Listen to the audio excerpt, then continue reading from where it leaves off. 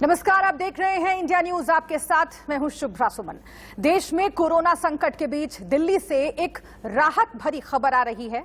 दक्षिणी दिल्ली के भाटी माइंस में सरदार पटेल कोविड सेंटर एक बार फिर से कोरोना संक्रमित मरीजों के लिए खोल दिया गया है। फिलहाल यहां पर 100 बेड की संख्या के साथ इसको खोला गया है। यहां सभी बेड पर ऑक्सीजन की सुविधा दी जाएगी। सेंटर के खुलने के बाद से ही राधा स्वामी सत्संग आश्रम के बाहर एम्बुलेंस की लाइन लग गई है। दिल्ली के अलग अलग हिस्सों से लोग यहां पहुंचना शुरू हो गए हैं।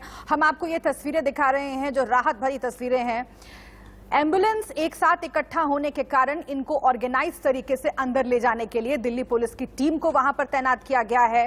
फिलहाल इस सेंटर को 100 बेड की संख्या के साथ खोला गया है, लेकिन स्थानीय अधिकारियों के मुताबिक इसे बहुत जल्द 500 बेड की संख्या के साथ चलाया जाएगा।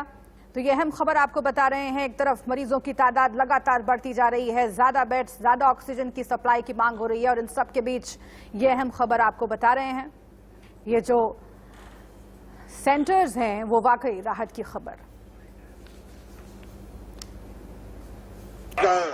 एडमिशन करेंगे और कल से हम 200 कर देंगे और उसके बाद एक हफ्ते में 500 पूरा एक्टिव होते हैं। तो आज कितने लोग बेड को हम कर लेंगे आज डीएसओ के थ्रू नहीं, डीएसओ के थ्रू जो पेशेंट रिफर होकर आ रहे हैं उसका डीएम ने एक प्रोटोकॉल दिया है।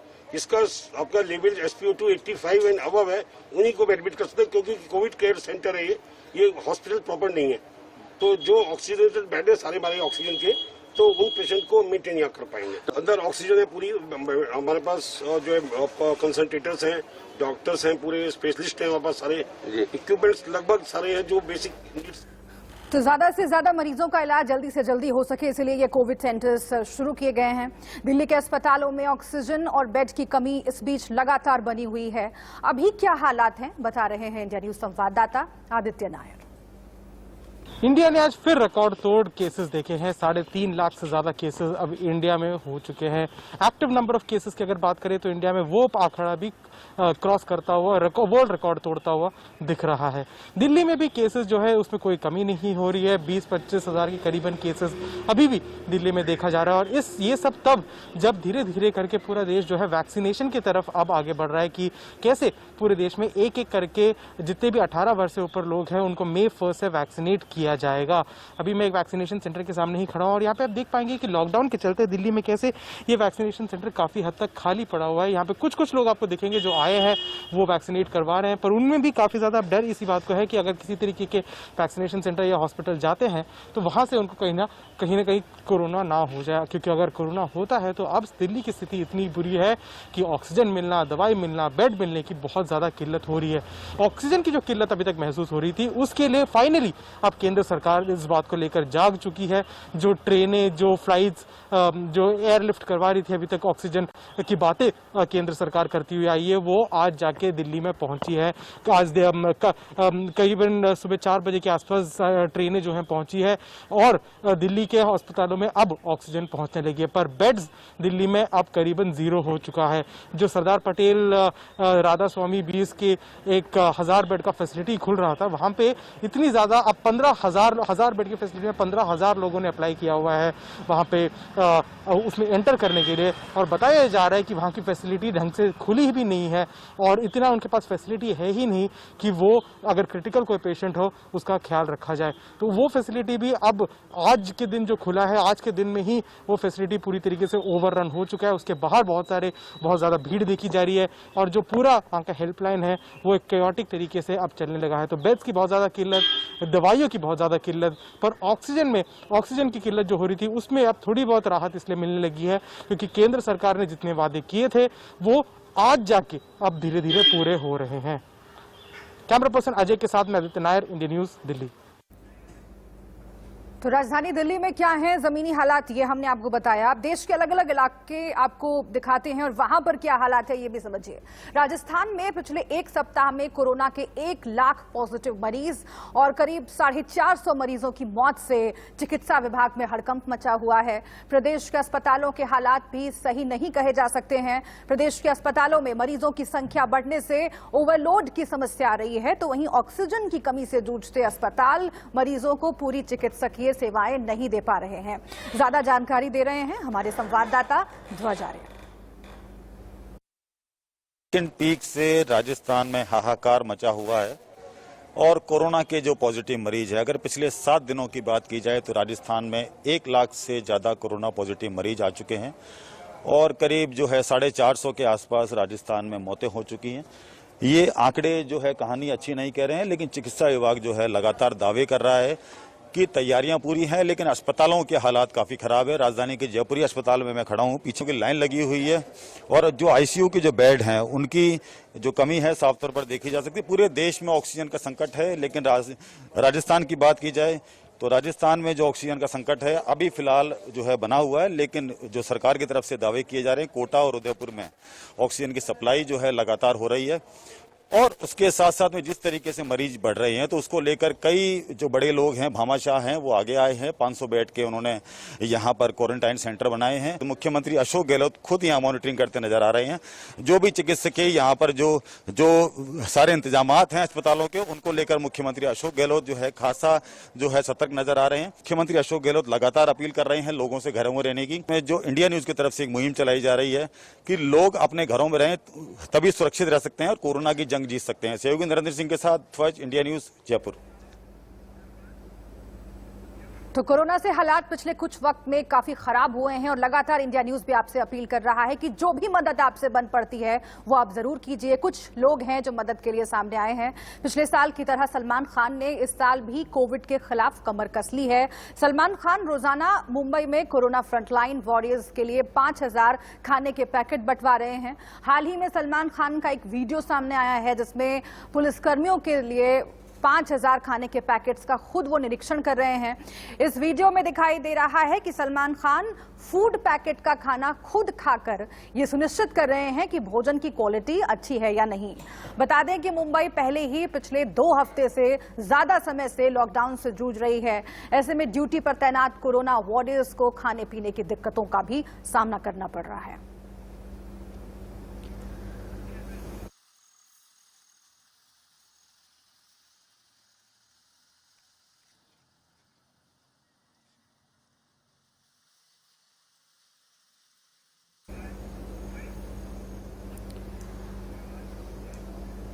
तो देखिए बहुत ही मुश्किल वक्त है और ऐसे में बहुत जरूरी है कि आप खुद का ख्याल रखें। जो डॉक्टर्स कह रहे हैं, जो एक्सपर्ट कह रहे हैं, उसे जरूर सुने, लापरवाही कतई नहीं बरतें। लेकिन सबसे बड़ी दिक्कत इस वक्त इलाज की है, सबसे बड़ी दिक्कत इस वक्त टेस्टिंग की है, जो कि राजधानी दिल्ली में ही सामने आ रही है। जमीनी हालात हमने आपको दिखाया और इसीलिए सवाल यह है कि अगर राजधानी दिल्ली में इस तरीके के हालात बने हुए हैं, लोगों को इलाज के लिए जद्दोजहद करना पड़ रहा है, तो बाकी देश के हालात आप देख भी रहे हैं, सुन भी रहे हैं और अंदाजा खुद लगा सकते हैं। इस बीच एक्सपर्ट्स से हम लगातार बात कर रहे हैं। हमारे साथ इस बीच डॉक्टर गिरीश त्यागी जुड़ गए हैं, सेक्रेटरी हैं दिल्ली मेडिकल काउंसिल के। आपका बहुत स्वागत है डॉक्टर गिरीश त्यागी। सबसे पहले तो आप लोगों को बहुत बहुत धन्यवाद। लगातार डॉक्टर्स लगे हुए हैं। न सिर्फ कोरोना ने पहली बार जब कहर बरपाया उस वक्त भी डॉक्टर्स की पूरी टीम, जो फ्रंटलाइन वॉरियर्स हैं, उन्होंने सबसे ज्यादा रिस्क लेकर के अपनी जान की परवाह ना करते हुए लोगों की मदद की। और इस बार भी जब कोरोना पहले से भी ज्यादा परेशानी पैदा कर रहा है, लोगों की जिंदगियां ले रहा है, तब भी आप लोग ही सबसे आगे खड़े हैं। लेकिन अभी इलाज की जो समस्या है डॉक्टर साहब, वो सबसे बड़ी समस्या बन गई है और इसीलिए जैसे हमारी बात हो रही है लोगों से, वो यही जानना चाहते हैं कि घर पर रहते हुए खुद को ठीक करने के लिए क्या वो उपाय करें, क्या एहतियात बरतें ताकि हालात ना बिगड़े। हालात बिगड़ने के बाद क्या करना है उस पर भी मैं आऊंगी, लेकिन सबसे पहले जो लोग पॉजिटिव आए हैं, जिनमें कुछ सिम्टम्स ऐसे देखे जा रहे हैं जैसे खांसी, गले में परेशानी, वो क्या करें ताकि जल्दी से जल्दी ठीक हो सकें।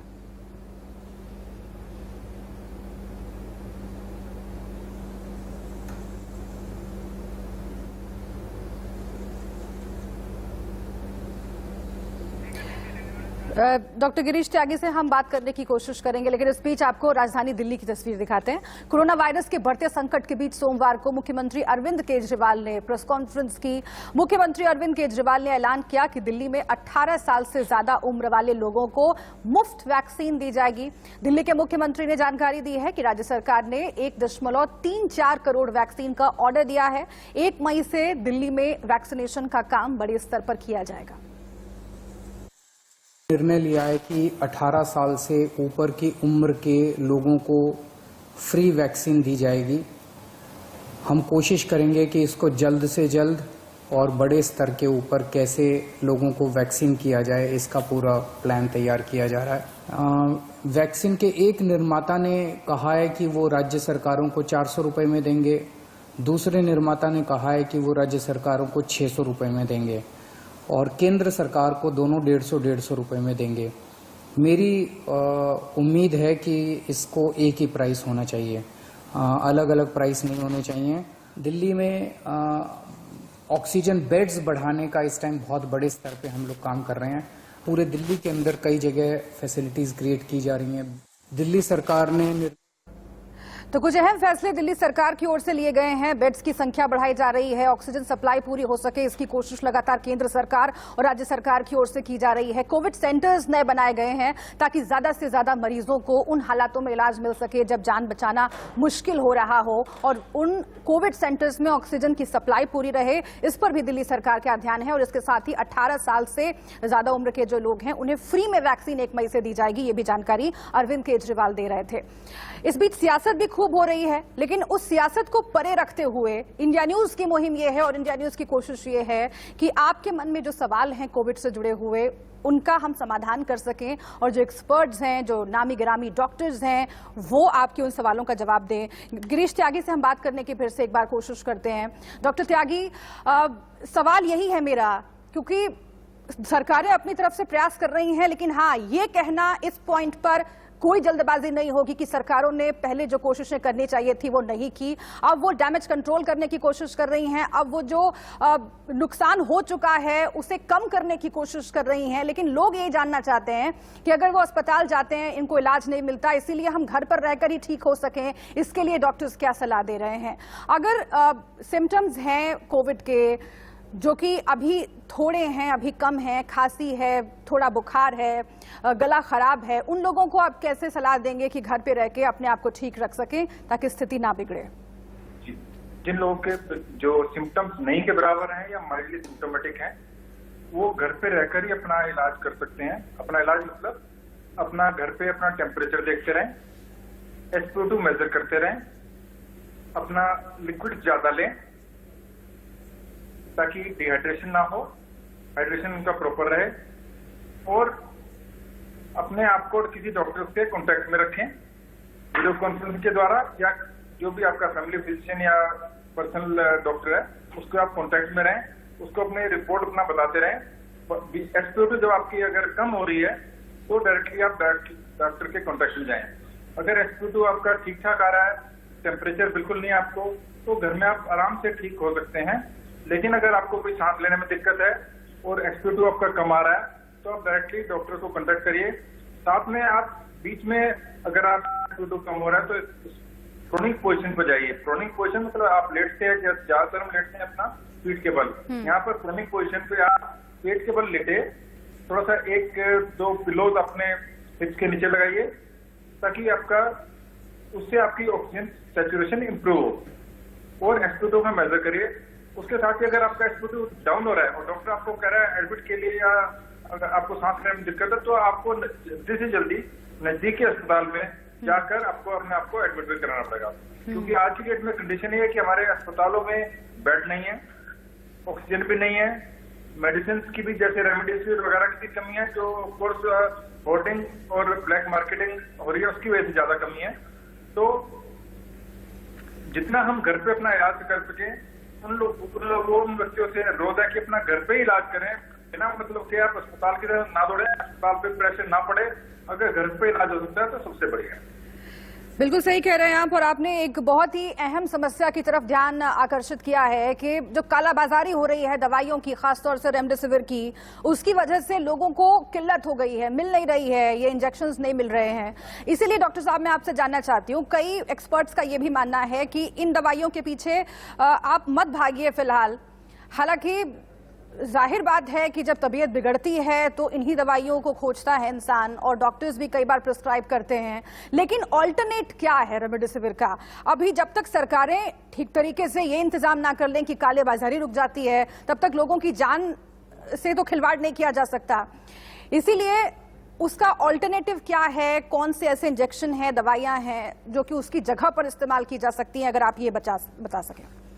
पहली चीज तो रेमडेसिविर एक लाइफ सेविंग ड्रग नहीं है। हमारे को जो आज की डेट में सबसे ज्यादा जरूरत है, ऑक्सीजन की जरूरत है। मरीज को टाइम पे ऑक्सीजन मिले ताकि उसका ऑक्सीजन सैचुरेशन इंप्रूव हो, क्योंकि मोस्टली यहाँ पे लंग्स इफेक्टेड होते हैं और लंग्स एकदम से लंग्स पे ज्यादा इफेक्ट ना हो और ऑक्सीजन उसको मिल जाए टाइम से, तो उसका मरीज को काफी उसमें सहूलियत हो जाएगी। जहां तक रेमडेसिविर का सवाल है, रेमडेसिविर एक लाइफ सेविंग ड्रग नहीं है। इस रेमडेसिविर के लेने से आपका हॉस्पिटल में स्टे थोड़ा सा कम हो सकता है। इनिशियली अगर दें तो उसका ज्यादा बेनिफिट होगा, उसके बाद कोई खास उसका बेनिफिट ऐसा नहीं है कि जो रेमडेसिविर के पीछे हम पागलों की तरह घूमें, पागलों की तरह उसको हर दुकान से दुकान पे हम घूमते रहे रेमडेसिविर के लिए, और उसके जो एक अच्छा खासा ब्लैक में उसको हम अगर खरीदें तो उसका ये जायज नहीं है।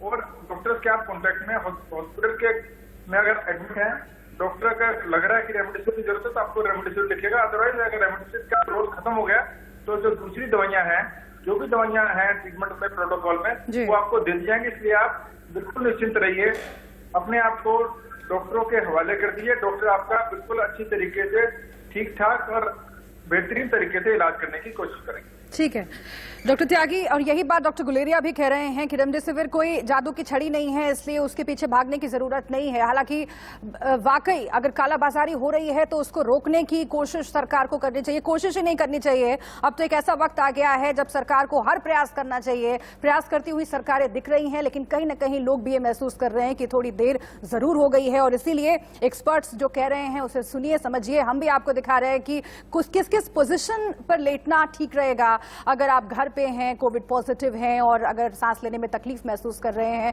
तो हेल्थ मिनिस्ट्री की जो एडवाइजरी है वो भी हम आपके सामने रख रहे हैं। बहुत शुक्रिया आपका डॉक्टर त्यागी हमसे बातचीत करने के लिए और दर्शकों के सवालों का जवाब देने के लिए। एक छोटे से ब्रेक के लिए हम यहाँ पर रुक रहे हैं। तमाम अहम खबरें जारी हैं इंडिया न्यूज पर, बने रहिएगा।